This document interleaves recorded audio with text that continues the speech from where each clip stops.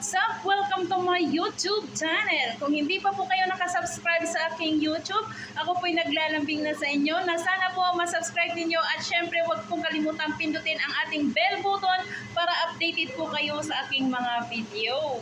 So mga palaros ko for today's video, ayan, may isi-share lang po ako sa inyo yung isang butihin po nating partner na si Bibi Loves Mary Grace Lorente. Isang karangalan po na magkaroon ng isang kasama na napaka-supportive at syempre maalalahanin po mga palalabs. Sana ako po'y naglalambing sa inyo na sana po masuportahan po ninyo yung kanyang account po, Bibi Loves Mary Grace Lorente, para po sa kanyang 60,000 minute views dahil po nakapakabait mga palalabs. So ito na palalabs ko, bakit ba kailangan ko siyang i-vlog ngayon? Ay minamahal ng ating partner na si Bibi Loves Mary Grace Lorente mga palalabs. Kasi po ako po'y pagod galing po sa kabila. Doon po ako naglilinis mga palalabs. Ako lang po nag-iisa doon. Syempre pagdating ko po dito ako po'y nagulat sa kanyang mga ginawa mga palalabs ko. Tingnan mo yun naman mga palalabs. Hindi pa po kumain yung aming amo pero nagsiperate na po siya ng para sa akin. So nakakataba po ng puso. Parang gusto ko pong umiyak. Kasi syempre, sino ba naman ako? Pariho po kami dito. Nagtatrabaho po kami para sa aming pamilya. Pero imbis na unahin niya po yung sarili niya, sa akin po muna. So mga palalabs ito, tingnan po. Kahit maliit po na bagay na appreciate ko po ng sobra.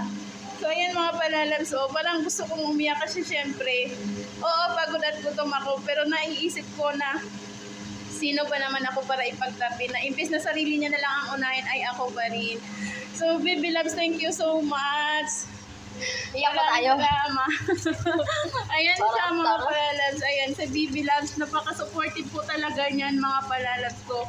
Isang karangalan sa akin na magkakasama kami, na hindi po kami nagtataasan ng pride. Siya po lagi nakakaintindi sa akin. Pagdating po sa pagkain, siya po ay nagsisecrete ng pagkain namin.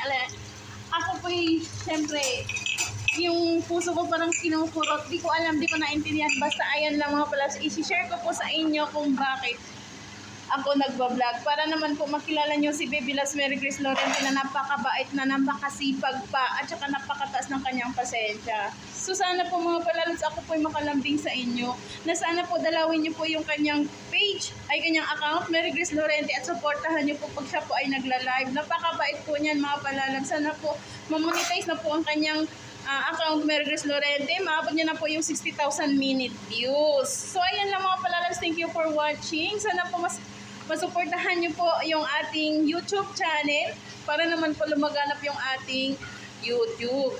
So, mga palalabs, kayo rin po ba ay may kasamang maalalahanin? Siyempre, ako ay pinagmamalaki ko yan kasi bilang Christine, hindi ko po maintindihan yung ugali ko. Minsan pa iba-iba, pero merong isang kasama talaga na talaga namang nag-a-adjust para sa amin. So, ayan siya mga palalabs. Ayan. Tayo magkitakan.